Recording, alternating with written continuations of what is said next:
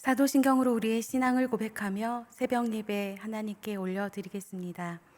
전능하사 천지를 만드신 하나님 아버지를 내가 믿사오며 그 외아들 우리 주 예수 그리스도를 믿사오니 이는 성령으로 잉태하사 동정녀 마리아에게 나시고 본디오 빌라도에게 고난을 받으사 십자가에 못 박혀 죽으시고 장사한 지 사흘 만에 죽은 자 가운데서 다시 살아나시며 하늘에 오르사 전능하신 하나님 우편에 앉아 계시다가 저리로서 산자와 죽은 자를 심판하러 오시리라.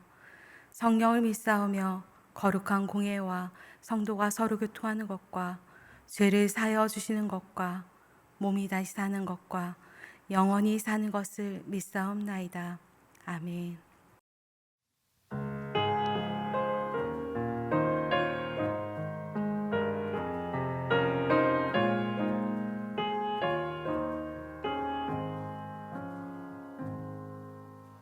예수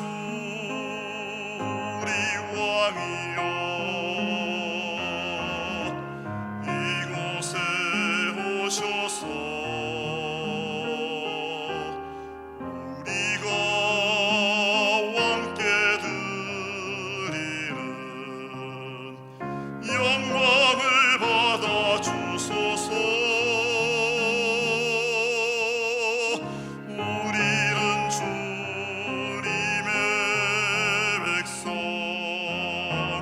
주님은 우리 왕이라. 왕이신 예수님 오셔서 좌정하사 다스리소서. 예수 우리 주시여 이곳에 오셔서 우리가 주께 드리는 찬양을 받아 주소서. 우리는 주님의 종들, 주님은 우리 주시라. 주 되신 예수님 오셔서 이 찬양을 받아 주소서.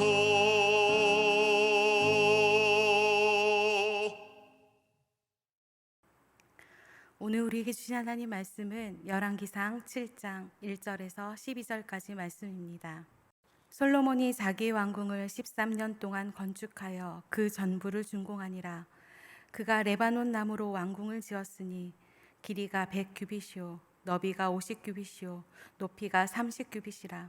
백향목 기둥이 4줄이요 기둥 위에 백향목 들보가 있으며 기둥 위에 있는 들보 45개를 백향목으로 덮었는데 들보는 한 줄에 15이요 또 창틀이 3줄로 되어 있는데 창과 창이 세 층으로 서로 마주 대하였고 모든 문과 문설주를 다 큰 나무로 네모지게 만들었는데 창과 창이 세 층으로 서로 마주 대하였으며 또 기둥을 세워 주랑을 지었으니 길이가 50규빗이요 너비가 30규빗이요 또 기둥 앞에 한 주랑이 있고 또 그 앞에 기둥과 섬돌이 있으며 또 심판하기 위하여 보좌의 주랑 곧 재판하는 주랑을 짓고 온 마루를 백향목으로 덮었고 솔로몬이 거처할 왕궁은 그 주랑 뒤 다른 뜰에 있으니 그 양식이 동일하며 솔로몬이 또 그가 장가든 바로의 딸을 위하여 집을 지었는데 이 주랑과 같더라. 이 집들은 안팎을 모두 기하고 다듬은 돌로 지었으니 크기대로 톱으로 켠 것이라. 그 초석에서 처마까지와 외면에서 큰 뜰에 이르기까지 다 그러하니 그 초석은 귀하고 큰 돌 곧 10규빗 되는 돌과 8규빗 되는 돌이라.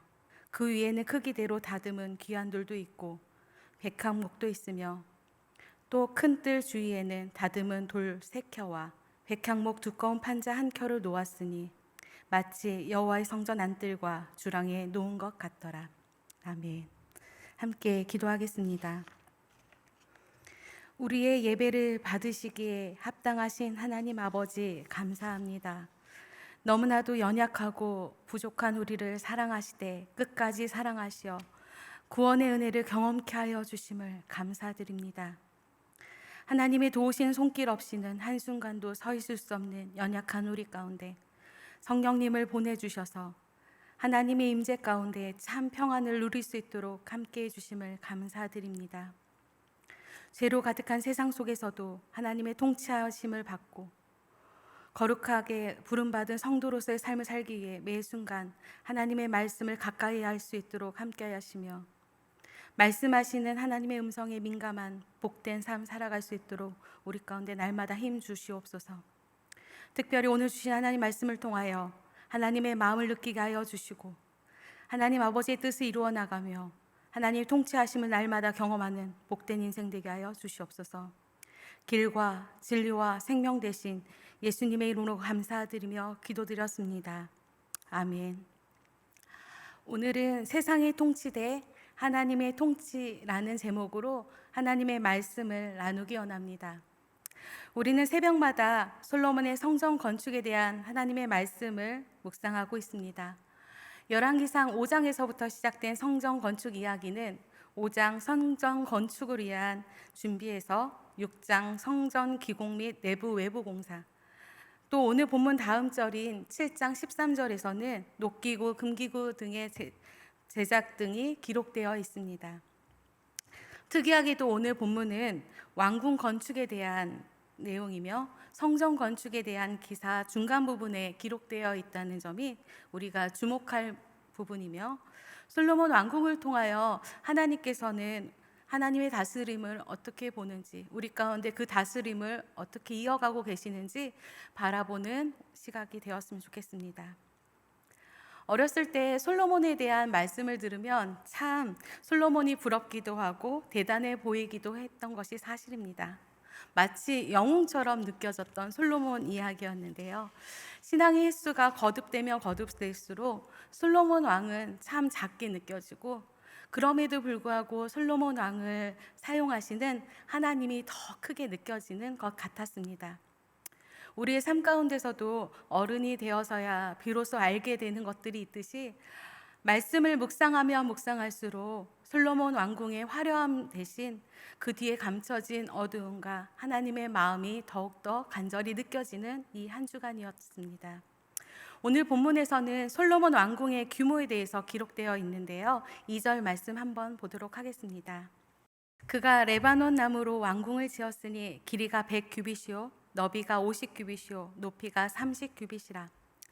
1규빗을 보통 45cm로 이야기하면 미터로 왕궁의 길이를 이야기하면 다음과 같습니다. 길이는 45m, 너비는 22.5m, 높이는 13.5m.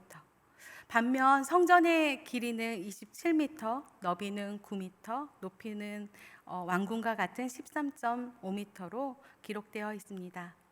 솔로몬 왕궁이 성전보다 큰 이유는 단순히 왕이 머무르는 곳으로만 쓰여졌던 솔로몬 왕궁이 아니라 총 5채로 이루어진 복합 단지로 소개되어 있기 때문에 가능합니다. 첫 번째, 레바논의 나무로 된 궁은 무기고와 물품 보관소로 쓰여졌던 곳이며, 그리고 두 번째는 주랑, 일반 공간이죠. 그리고 세 번째는 보좌의 주랑, 왕이 재판 및 주된 업무를 처리했던 곳이었으며, 네 번째는 솔로몬의 거처, 다섯 번째는 솔로몬의 아내인 바로의 딸을 위한 집으로 구성되어 있습니다. 솔로몬 왕궁은 큰 규모와 객항목, 크고 귀한 돌 등 당대의 최고급 건축 자재로 사용되었습니다. 성전뿐만이 아니라 왕궁은 솔로몬 시대에 이룬 이스라엘 번영과 영광의 상징이기도 하고, 솔로몬을 통해 이스라엘을 다스리는 하나님의 위대하심을 보여주는 증거로 여겨지기도 합니다. 레바논은 울창한 숲으로 유명한 곳입니다. 상록수, 전나무, 삼나무 등 층엽수뿐만이 아니라 모든 초목에서 으뜸이 된 아름다운 백향목이 참 많았습니다. 이 백향목은 애굽, 메소포타미아, 수리아 등 통치자들이 구했던 고대 근동의 최고급 건축 자재였는데 솔로몬은 이 레바논의 나무로 왕궁을 짓게 되었습니다. 이처럼 화려한 솔로몬 왕궁은 겉으로 보기에는 영광의 상징인 것은 사실입니다. 하지만 좀 더 자세히 들여다보면 솔로몬 왕궁의 불완전함을 암시하고 있습니다. 특별히 포로기에 쓰여진 것으로 알려진 열왕기서, 열왕기 저자는 솔로몬 거처 애굽의 딸, 즉 솔로몬 왕비의 거처를 나란히 소개하면서 하나님의 통치하심을 받아야 할 이스라엘의 왕인 솔로몬이 바로의 딸로 상징되는 애굽의 영향을 받았음을, 그래서 하나님을 배반하고 이스라엘 분열과 멸망의 길로 가게 하였음을 알리고 있는 것처럼 보입니다. 또한 열방과의 동맹, 이방 여인과의 결혼, 우상 숭배라는 죄를 짓게 되는 솔로몬의 왕국은 정말 진짜 복이 무엇인지 우리로 하여금 다시금 생각하게 하는 대목입니다. 오늘 본문 8절 말씀 보도록 하겠습니다. 솔로몬이 거처할 왕궁은 그 주랑 뒤 다른 뜰에 있으니 그 양식이 동일하며 솔로몬이 또 그가 장가든 바로의 딸을 위하여 집을 지었는데 이 주랑과 같더라. 왕국 건축 기사 가운데 솔로몬은 대등한 바로의 딸의 뜰을 소개하고 있습니다. 하나님의 절대 주권을 의지하지 않고 세상 권력에 의지하였던 솔로몬의 패망을 독자들에게 알리고 있는 대목입니다. 솔로몬의 모습을 통해 우리의 모습을 보기 원합니다.